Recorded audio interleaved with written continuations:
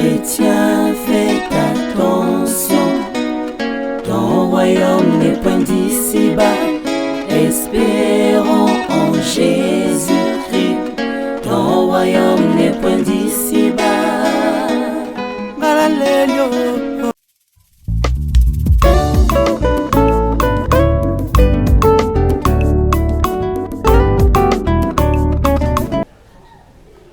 Bonjour et bienvenue à vous tous qui nous suivez ce matin. Et nous vous disons encore merci pour votre confiance, pour votre disponibilité. Vous qui avez l'habitude de nous suivre chaque jeudi à partir de 10h. Et nous voici encore pour une nouvelle émission de votre émission, la sensibilisation. Et depuis lors, nous sommes en train d'aborder un thème très important. Nous avons commencé par des songes et depuis la semaine passée, on a ouvert une petite parenthèse où nous sommes en train de parler sur les différents dons de l'esprit. Alors vous le savez que le début de toute chose semble toujours être difficile. Il y a ce qu'on appelle les faibles commencements. Et voilà pourquoi vous allez constater que nous avons eu un peu d'erreur. Nous sommes en train de nous améliorer avec le temps.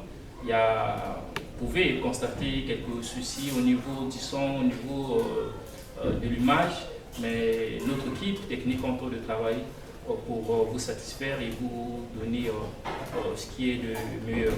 Donc merci pour cette compréhension et nous pouvons que vous demander encore de nous excuser. Alors ce matin, nous allons continuer dans la même thématique, en train de parler sur les dons spirituels. Et avec l'homme de Dieu, je suis à côté de l'homme de Dieu, le pasteur Christian Colli, à qui nous allons dire bonjour. Bonjour pasteur. Bonjour ancien Augustin.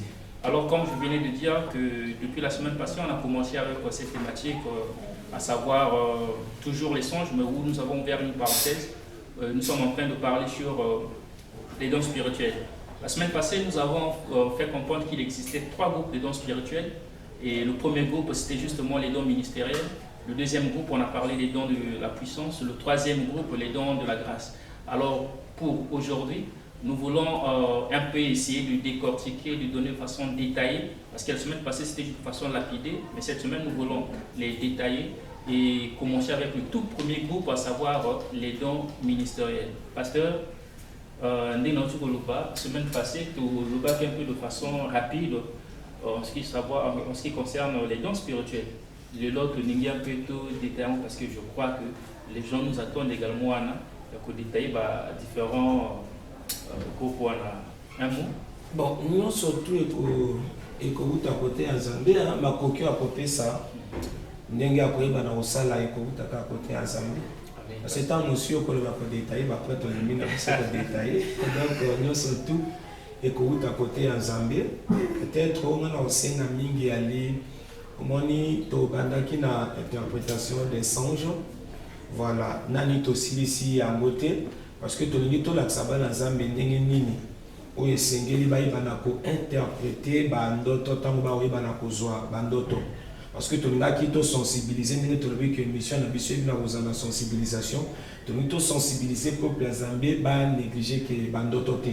Donc yangwana na kati ya émission oyo, tu as to komate na côté ya ba symbole parce que vraiment mais likambo na likambo ko interpréter bandoto et bina kozana ba symbole. Maintenant ni to bina ko koma na côté wana te.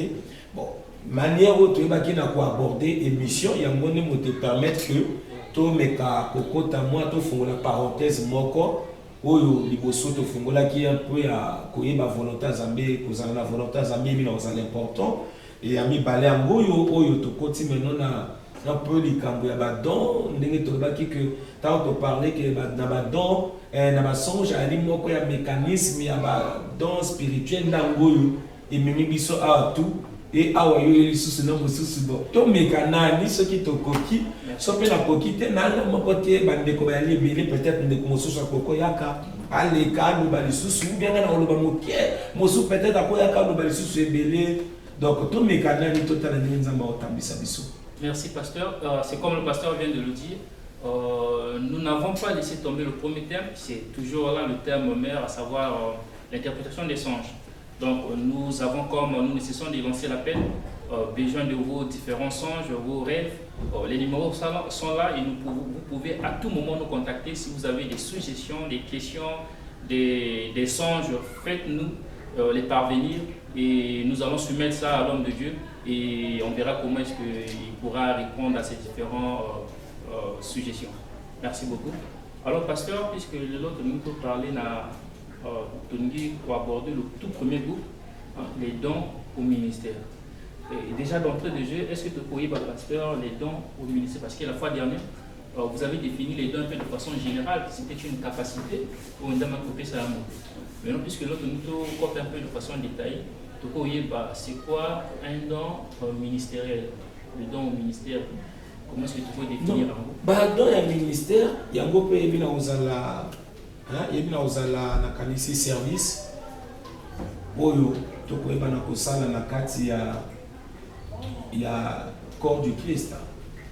Donc moko na service oyo moto akoyeba na ko exercer na kati ya corps du Christ. To ou peut-être na manière mususu tokoki koloba emplacement oyo nzamba akoki koyeba na ko placer moto. Donc na domaine moko ebi penza na kozala sur notre domaine moko ebi na kozala vraiment confirmé. Ce qui n'a rien mais pour interpréter pour définir dans ya ministère na pour essayer pour définir un bongo service oyo moto akoyeba na ko exercer na kati ya corps du Christ. Voilà. Et tout en placement oyo nzambe vraiment ayebi na ko placer penza yo yebi na osala awa dans makambo kende de gauche à droite te yo place na yo ya ngoyo. Donc ndé na wana on a koki koyeba vraiment na ko définir vraiment donc ya ministère na kati ya moto. Alors pasteur, est-ce que tu peux les dons au ministère sont au nombre de combien? Na tango to parler na badon ya ministère, il y a un nombre, il y a 5. Na kati ya 5, tu as dit na apôtre, prophète, évangéliste, docteur, pasteur. Tu as 5 dons il y a ministère. Donc différents na badon il y a puissance ou bien badon il y a grâce. Na kati ya don il y a ministère, tu as 5 dons. Donc, dans la ministère, nous avons 5 dons. 5 dons. Maintenant, pasteur, quelle place nous pouvons placer les évêques, les anciens et les diacres? Anciens, diacres, diaconesses, bango toyeba na ko placer bango na kati ya ministère ya église locale. Bango na kati ya ministère ya église cordée. Bango bana kati ya ministère et église locale. Dans le lenge biso to na kati ya église to zana les élus de la grâce. Dans la kati ya les élus de la grâce to yeba na ko bimisa ba diacre ba ancien bango ba yebi na kozala na travail na bango et ali na kati ya église différent na boyo ba yebi na koyamba. Mosala wana pona ba servir na corps du Christ. Quand on parler na corps du Christ, il y a les camps église locale kabate. Il y a les camps ya partout. Ngana pasteur bonelo bina ko na longola na kende na telle église ko travailler na kende na telle église ko travailler. Voilà, dans sens on a différent na ancien na badiaka. Donc ça veut dire que les diacres, les anciens sont appelés à exercer na kati ya église locale. Voilà. C'est-à-dire que tout le monde ici on peut revenir en fin d'attente à Kala. L'église locale c'est du genre église Éphèse, église à Corinthiens. Voilà. Ça veut dire que le diacre ou bien l'ancien ne pouvait pas quitter l'église à Corinthe pendant qu'il ne pouvait exercer l'église. Voilà. Ce qu'il quitté au moins peut-être net ça dans un monsieur bakana ba occupation ebelé. Akoki kozala occupé, ba pesi invitation moko akende peut-être kolengi sabat na Nzambe parce que au moins ba ministère wana walo ba yibina opesa ngala ndé pona koyeba na ko édifier peuple Nzambe. Ma koko zala peut-être moi occupé.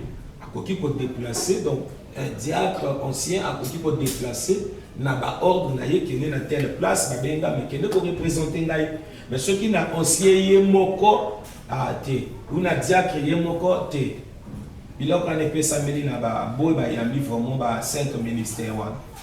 Alors pasteur, avant moi qui suis monté en esprit puisque nous parlons dans le ministère au moins tout le monde dans le ministère il y a corps Christ. Et nous avons vu ces deux ministères là où ils allaient. Il y a quand même balayé les ministères locaux.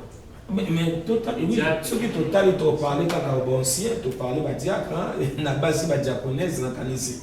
Alors justement, pasteur, question que nous avons posée, il y a un esprit à Wana. Parce que tout le monde, dans les ministères locaux, il y a des évêques et les diacres.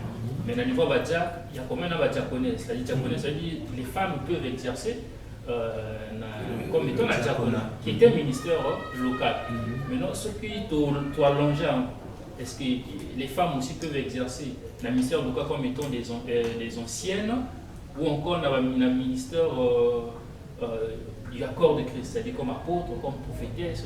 Parce que dans l'Ancien Testament, on a quand même eu à voir des femmes qui étaient des prophétesses. C'est-à-dire, est-ce que les femmes aussi ont cette habilité-là pour exercer dans le ministère? Papa, au moment où il y a un débat, il y a des gens qui ont préparé un malamu et il y a vraiment totanga na otanga.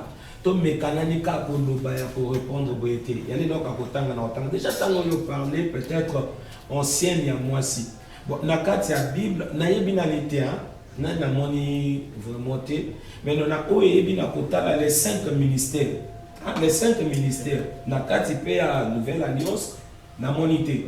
Mais peut-être tokoyaka bongo to meka ko fana nango bien to meka ko expliquer koyaka nango na ko expliquer na mbango boye et ko zala mo eloko moko ya malamu te. Peut-être tant on a oloba boya na batu misu mokolo to vanda to expliquer. Quand on a pour expliquer, bah on va comprendre le pourquoi aïe bagi na ozongi sango mokolo mosusu. Na boina za la pressé à kolobani et ça ya te malembe to ya. D'accord, pasteur, donc nous allons revenir ça comme voilà. Numériser la libre. On reviendra sur ça sur un autre numéro. Pasteur, puisque nous sommes en train de parler de ces ministères-là, et tout le monde dit que concernant les ministères du corps de Christ, et nous en avons 5. Et puis l'église ministères locaux, toi n'as Mibali. Alors, pasteur, est-ce que tu peux un peu aider le peuple en Zambie? Le rôle, il y a chaque ministère, parce qu'il pose un peu souvent problème, il y a souvent une cacophonie, il y a pour distinguer souvent l'apôtre en a quel rôle, le prophète en a quel rôle, le pasteur en a quel rôle, l'évangile en a quel rôle. Est-ce que le lot, vous voyez, rôle un peu, il y a tout un chacun. Pour créer moi pour que cacophonie ça le problème est réalité quand il y a parole et il y a nango ikamama parce que déjà dans la Bible na kanisi côté les bosso ba bandi ba yebina obanda na ba apôtre bon ko banda na ba apôtre ni peut-être que le baptême qui apôtre yebina osala plus grand que les 4 ministères yebina otika la non bango tout ba yebana ko jouer ba na but moko. Bien que le rôle est un peu différé, mais le but est que l'église na perfection. L'église va bondisser et va Seigneur. Et ça, c'est la manière dont ça là, on a monté bien au Kessala.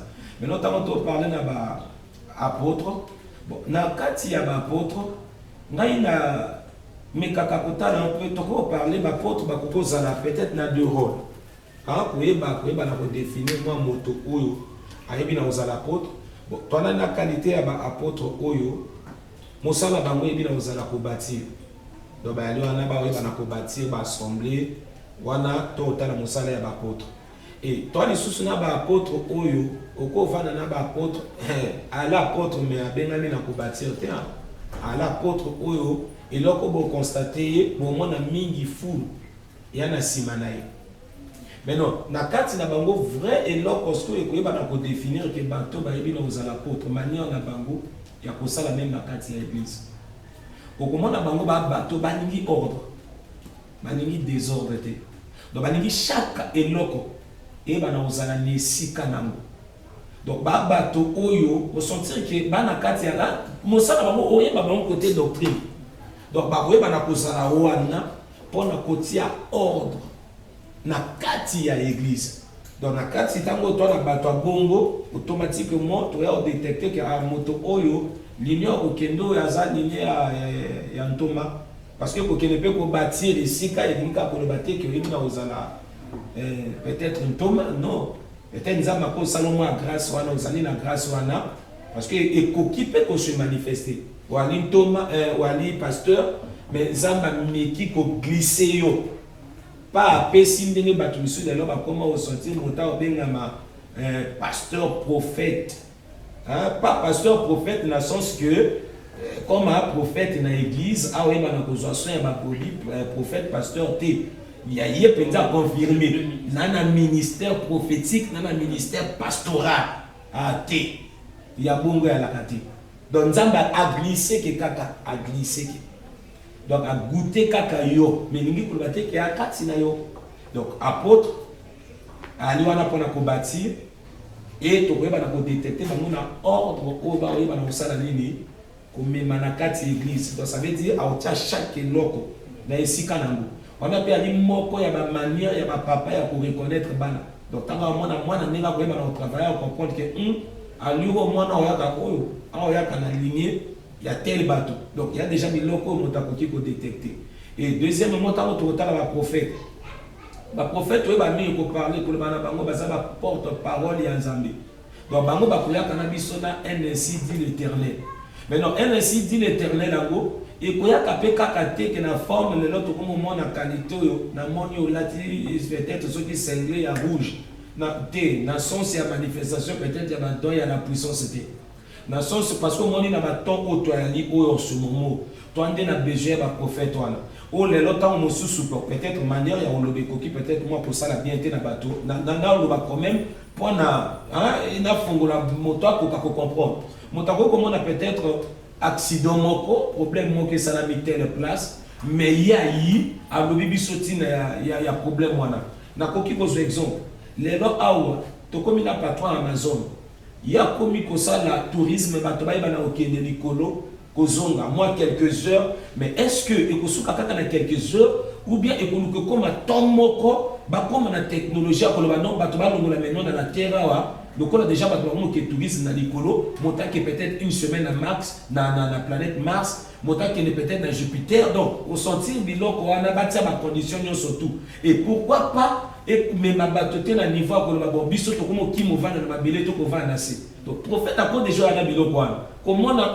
tant na mona moto ko kende boy attention et mais ma biso telle place prophète a ko yaka na période à pandémie to lobite que vaccin oyo ya marka la bête to loba ngote mais et ko annoncer biso nini biloko to yeba ko mona ya mokie to jona ni vaccin peut-être to tika deux côtés. Mais tant que tu as la loi et qu'on annonce bisoni, comment biloko tu as besoin de prophète? Oui, bah on a ko expliquer biso. Et bango biso surtout ko pas na ko détecter bango na posa ya makamba molimu.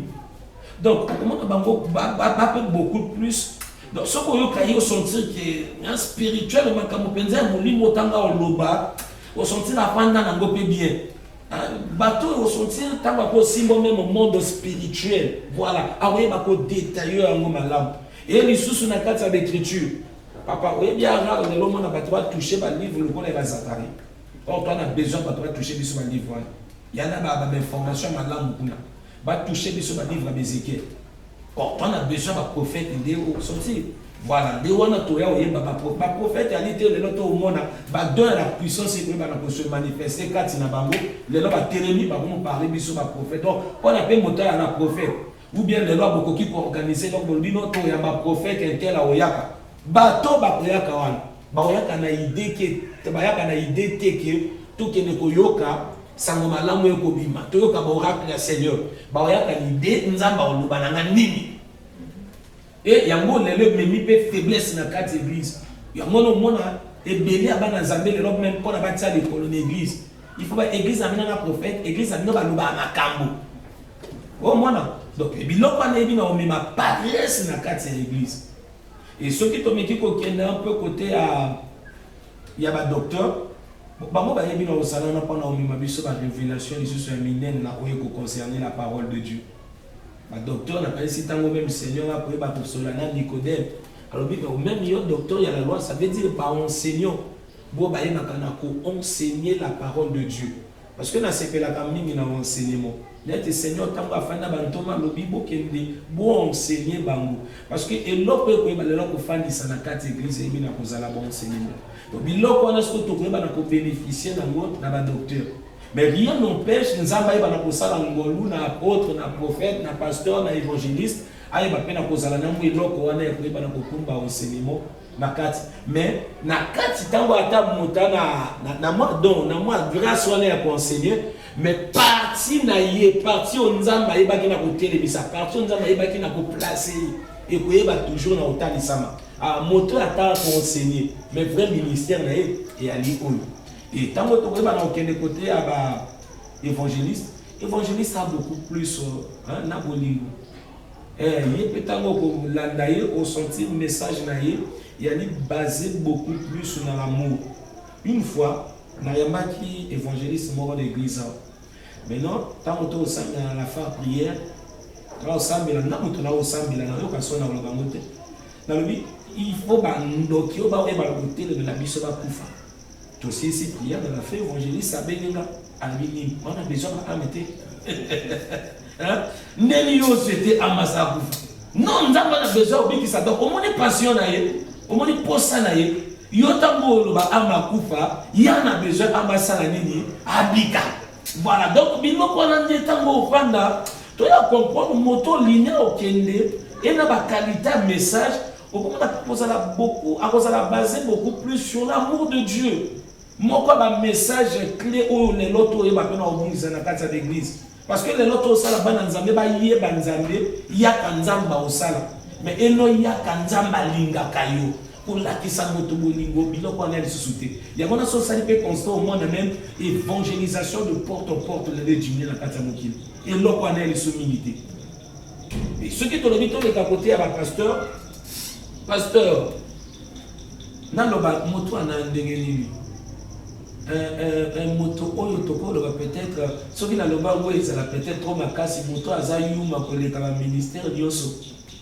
Parce que mon toit a zana bampate au moni pata ko nene même na liboko ya zana pa na sali alongola ta so ko liboko na azoni les sous sali ko zwa so ya pate donc ya zali wana ayeba kana ko chérir ba pate na ye awe bana ozwa sona bango ko yeba na ko kipa ba pate donc celui qui on total moi ba qualité na manière on yebi na ko expliquer wana manière ya ko yeba na ko détecter moi chaque ministère na kati ya moto na moi manière wana. Pasteur, est-ce qu'il y en a différence entre pasteur et berger? Non, différence il y a l'été. Parce que même ceux qui ont allé dans l'Ancien Testament, au moins na kuna nzambe tanga oyeba même na ongala. Oyeba na ongala ko loba que non. Na on parler na ba berger, na on parler na ba pasteur parce que ba berger yaka bo bazala na kati ya bergerie ko yeba na kozwa so ya ba patete. Voilà, et elle même mosala oyo elweza na siko bampate ya banyambe comme siko bampate ya bato oyo pasteur akomi kosala nini koyeba na kozwa so na bango yebi na osala parce que na l'église surtout moi na moto nani a commis ministre mais bon, on a souvent je sais pas si c'est par abus de langage c'est comme si c'était une préparation pour nous. Bon, papa, biloko tourner na lobaki na émission oyo elekaki au moins ni biloko to esenga kaka ba enseignement. Et c'est un cas bon enseignement. Ceux qui vont enseigner, ils vont la malamu mingi. Ceux qui vont recevoir enseignement, ils vont la malamu mingi. Mais ne l'ont pas ébaqué, cause à la pasteur, cause à la berger, il y a biloko comme balou et que c'est nité, il y a kaka eloko moko. Donc ce pas berger automatiquement déjà pasteur. Ce pas pasteur automatiquement déjà berger. Donc à mon avis que non berger a assez, pasteur na likolo te wa déjà la kati. Wa déjà la kati. Alors, pasteur, puisque nous sommes en train de parler de différents ministères, il arrive souvent, nous sommes en train de constater, parce que ma camarade de salle où ils allaient réel, nous voulons de nous pour être ministre. Il y a l'autre là, pour être ministre. Ça se passe comment? Est-ce qu'il y a une zame moto, ou bien c'est le pasteur ou il y a un cadre? Quand on cadre la monde que nous beaucoup mature, alors avec ça la chose à la passer ou encore tu pars à l'école, tu subis une formation parce que c'est ce que nous voyons qui est comme moi courant moto qui a sa formation ici ou encore ils étaient sous la responsabilité d'un leader enseigné par rapport à moi que nous avons comme apte à déclarer bon il y a des bosona ni et l'autre ministère il y a des locaux peut-être il y a kaka to epé samela kana moto kili kilité il y a des locaux to eba kana ko botama na yango notamment Zamba yebi na kokela yo ayeba na kotina na mokili ayebi déjà na kosala ministère yeba déjà na ozala kati na yo. Maintenant à un moment donné Zamba koyeba na ko se révéler kati na yo pona yeba na ko permettre que oyeba na ko comprendre ministère na yo et ton oye kokoka o démarrer ministère na yo. Maintenant akoki koyeba na ko sala yango ko banda nani na yo moko pe ko leka koloba ko se révéler na yo ou akoki pe koyeba na ko se révéler na conducteur spirituel oya oyeba na ko kamba na église. Parce que donc j'ai vu na ozalani no moni lelo awa biso ba jeune serviteur auto eba na obima. Toi na posa ya kokima mbangu trop. Donc ça veut dire toi trop pressé. Ya oué la ebele ya ba makambo. Pas vraiment tellement pressé. Mais non, au moni tango moto a tellement pressé. Il y a difficile à eba na kozala na ba base ya bien. Na ki pressé wana nde yango mote eba na obota lolendo kati na biso.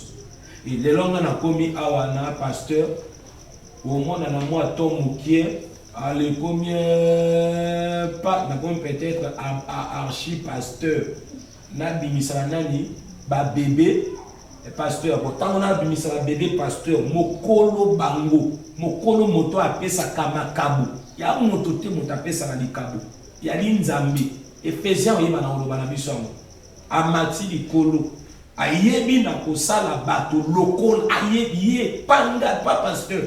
Maintenant dès qu'il pressé na biso lolendo na biso yango nde mote komi ko pousser biso to sala makambo na ndenge na biso ovanzi lobi te lokola ngana sa bumeli na tia mwana azala pasteur mais bokolo ya lobi nini tia azala pasteur au moni ba danger nde komi wana ndu mosusu yo lobi moto avanzi amoni na kele ko yekola na l'école te so bato ba bongo ba se repentir ba lukana ni peut-être ko kan église c'est trop dit ba luka ba tata e malamu ba kebe ko confesser makambo wana na tata ba yoka ba tata ba oloba na bango ni e ba papa ba ibana ko orienter bango oya yebi ki akenda l'école akia du ministère ne kaka na l'école e ki yoki ata nini nzamba lobi na yete aluka tata asola na tata pana tata ibana ko orienter.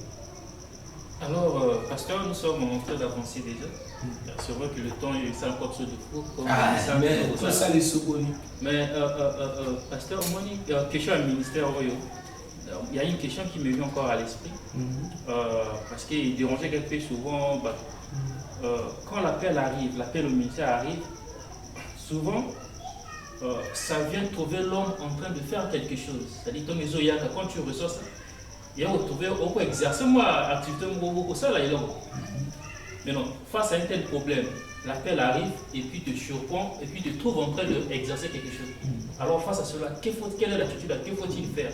Est-ce qu'il faut abandonner et là pour ça c'est-à-dire cause à l'école cause à ça là faut-il abandonner la chose pour rejoindre l'appel de Dieu? Comment est-ce qu'on peut gérer ça? Bon quand on va répondre yo au moni tango nzambe a se manifester na Moïse.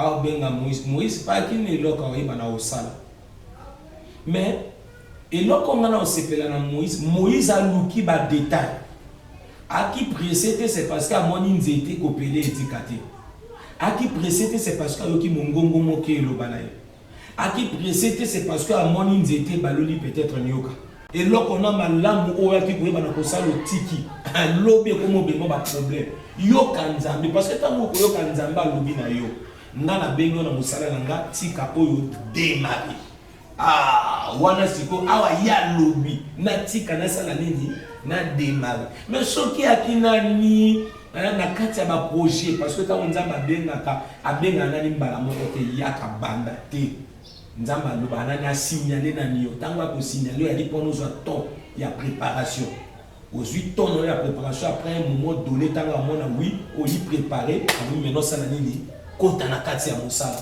mais to ya préparation na niti au comprendre de l'autre côté que ngani leo na côté ka mikate na nganza ba benga na tika mikate oko kemba musala ya la face A et ya na face B donc tout ça l'attention tout ça la précision. Mais non pasteur est-ce que quand Dieu appelle quelqu'un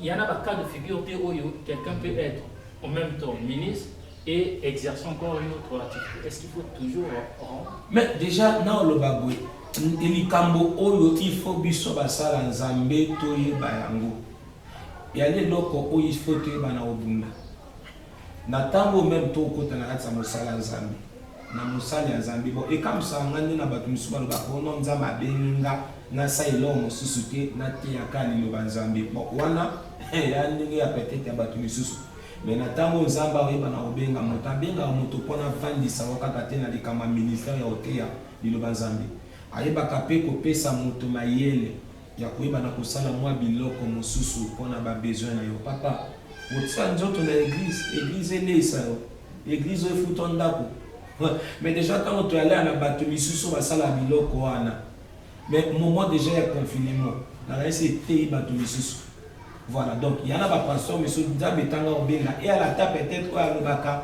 na osala peut-être à temps plein oh te amona eloko moko asala osentir à temps plein na ye amona 2-3 bus na ye esalaka ye mwa nzela voilà nde Nzambe abenga mpe bapasteur na wana.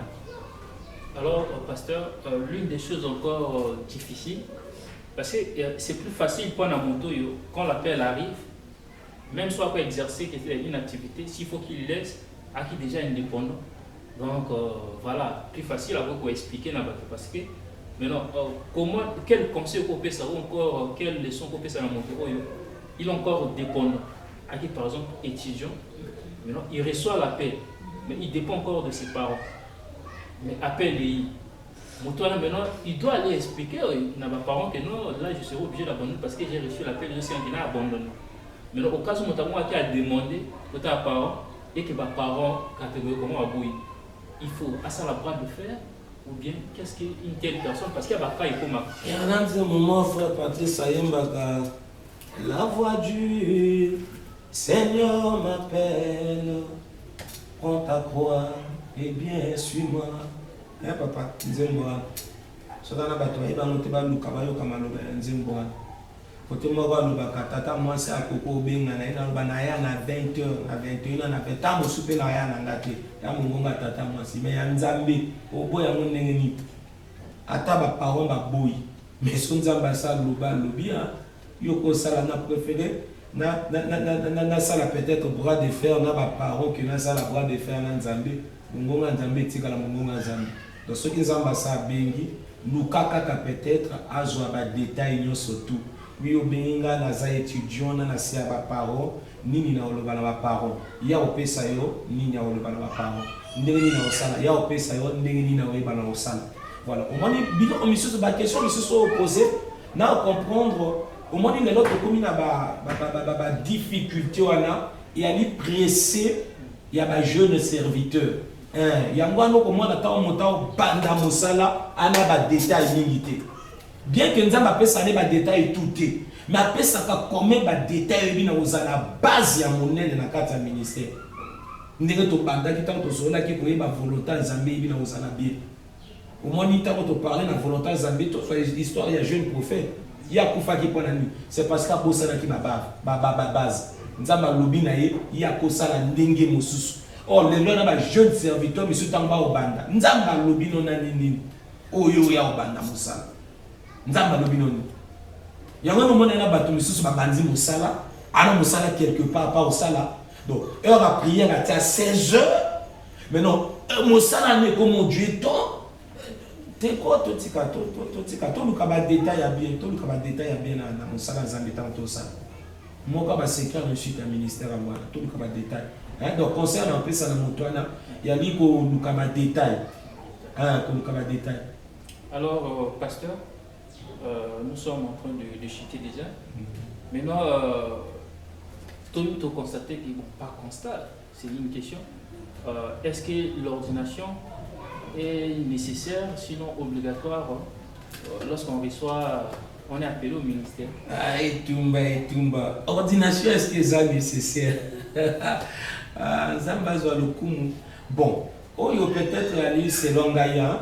Na ndenge na oyeba na ko mona makambo na koki koniye yango te mais selon ngai soki kolobango na lobango ordination tango bayeba kana ko sambela na moto et ba ozala kaka reconnaissance ya ministère ya moto c'est tout devant bato ba reconnaître kaka moto ayebi na oyamba ministère et ba ancien ba mpaka ba liwana koyeba na kosunga bon démarre kota na kati ya musala yo sala Nzamba un peu ba parole ya bénédiction il a réussi pour mon salaire parce que bango ba déjà na expérience. Donc pour nous na ozwangwa kana signe ya reconnaissance ya ministère.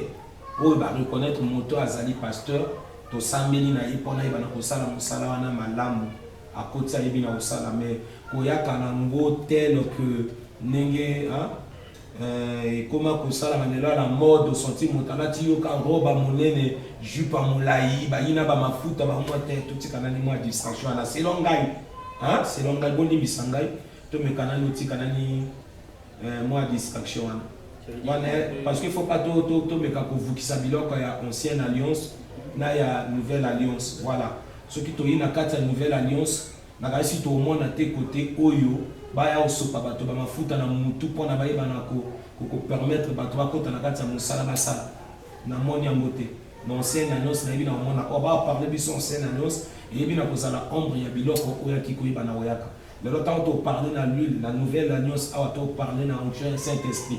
Ça veut dire Saint-Esprit monta oyeba na kopona monta oyeba na kozala serviteur ya Nzambe et loka malamu ndenge na lobelisco ba ancien ba reconnaître que oui, il y a vraiment au ministère, il y a tel, néanmoins, tout le monde a ba ordination à l'école, l'église. Mais sans ça, il y a ça veut dire qu'on peut s'en passer. Voilà, Koko et les Kalango. Mais est-ce que Malamu, ba ancien, ba indi mayango, tout exemple, il y a Paul. Paul a bandé Moussala. Avant, il y a Jérusalem. Mais après, tango a salé à Sali. Na kanisi Bible lobby 14 ans après. Ayi ko sala ni ko exposer mon salaire ça na nani na ba ancien ba reconnaître ya vrai wa Thomas mais Thomas na yo o sala kuna biso to sala ni to sala a et Bible lobby ba PCM d'association c'est ça et loko peut-être le grand ordination voilà et loko to le grand ordination a te que peut-être ndi ba ko théâtre bo misali so na makamba lui bilambo bolata kana bo misana biso biloko wana. Merci beaucoup, pasteur. Nous sommes arrivés presque à la fin. Il nous reste au moins 5 minutes pour... Il y a 5 non, Likamba Yalinde, Likamba Bandoto, papa. Effectivement. Likamba Bandoto. Tu sais que pas dans Bandoto. Bon, s'abonner à la chaîne. S'abonner à la chaîne. Élie de la Grâce Ministry. Bon, qui n'y a pas de chaîne, il y a église. EEG TV, EEG TV. Ou encore, tout simplement, vous pouvez taper Pasteur Christian Colli. Donc, sur YouTube, vous allez voir les vidéos vont sortir. Vous cliquez sur une vidéo et vous aurez la possibilité de vous abonner. Voilà. C'est plus rapide même que ça. Pasteur, pour la chuter, moi, dernière question, plus rapide de moi, après tout conclure la mission. Est-ce qu'on peut changer de ministère dans le temps, c'est-à-dire quoi qui pasteur au départ, après vous commis apôtre. Et Tumba, papa, comment dit Kamona na autant reçu la même Kamona va presser na biso, ba jeune serviteur de Dieu to ici koyo. Yamana bampaka ba okamba biso vraiment église est compliqué ça la passe parce que ba jeune on peut pas na bandi ba bampaka ya likambo. Parce que on dit qu'on va dans la serre en pakaya bien. Tant on a le balikambo et ça la passe. Et ça la passe. On dit pressé na biso ya monter ma biso ba désordre belé. Tant mon zamba obenga yone bandela tinjo sala musala. Ba détail ni na lobi non na nini. Yo ya obanda musala. Ministère non na nini. Donc obanda musala et ministère na hôtel. On a ba danger ko toto kumba église nde wana yango no mona ba to misusu lelo abandika mususu a docteur lobby peut-être aboti ba pasteur en église bon comme ba to misusu mona peut-être apostolat ya les ministères à monene ko le ministère tout si mano ba yinani apôtre to tika ba distraction wana nzambe kanga obenga moto a oyeba déjà na définir ministère à moto parce que avant yo bota manzamba sa yebaki le temps là benga yebi a otinda uzala nani en plus moto ayebi pe na obima na sa tata na ya oyeba nani ya li parce que tata yeba na miso amoni mwana oyo azana ayeba ki mwana oyo ayebi na yamba tel ministère ya mwana notamment yo vandi ngana ki apôtre ndamwana le loto mwana bon peut-être yango malamu ilinga ka oloba ancien bazongo peut-être ndenga mabete ilinga ka oloba ancien le loto mwana ba bishop, archibishop, archevêque. Donc on sentit tout en un na qui peut-être assez na osala nini na o mata totika boni misanga parce que non papa là c'est pas boni misanga partie là tandika basala nzambe mingi boni misanga bon on peut-être na on a peine besoin bon il va peine suna ko laksanga na peine besoin pour apprendre bon laksanga il peut ko suna pengai. Merci beaucoup pasteur, nous sommes arrivés à la fin.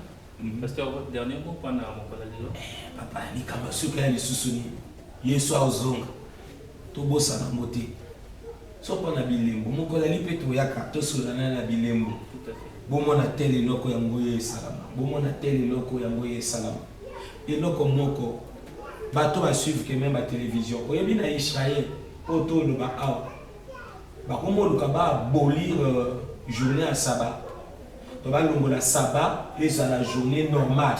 Et elle a les sous-soutés, peut-être un magasin qui a au Kangama, un bus et salaté, bah on monte au ba longolango. Or tant que toi et bah on a déjà biloko bon, bah qu'on a annoncé biso, bah comme il faut tricher biloko ya ba nation. Et bah qu'on annoncé biso déjà presque arrivé, il y a religion mondiale. Parce que biloko wana, il y a biloko religion mondiale notaya kana mo ya quoi annuler biloko mususu. Ah bon longola o eza les sous-soutés. Bolongola oyo ezala lisusu te bolongola oyo ezala lisusu te mais biso église ntango tomona biloko wana toyeba kosala nini tolamuka parce que ya biloko wana yango mpe moto avec le temps ekomema me mindondo na Israël ntango ekoyeba komema mindondo na Israël parmi bacause mpe ya construction ya troisième temple aoyeba mpe na kozala na kati donc tolamuka tozala distrait te ndenge nalobaka bobana l'église te boluka l'église ensemble oyo ali to ya ofana na distraction te boluka l'église bosambela boyo basambelaka déjà bobate la sanctification na bino yesu azonga et alobi na l'écriture mokolo ya kozonga toyebi te eloko wana yango besoin tozala prêt tala marche na yo ya ndenge nini liboso ya Seigneur bongisa personne ne connaît ni le jour ni l'heure où notre Seigneur reviendra. Avec vous, on va se fixer rendez-vous pour la semaine prochaine, si Dieu le veut, bien sûr. Merci à vous tous qui nous avez suivis en 6 jours. Et merci aussi à l'équipe technique, parce que c'est grâce à eux que vous avez toutes ces images et les sons et autres. Et que le Seigneur vous bénisse. Rendez-vous au prochain numéro.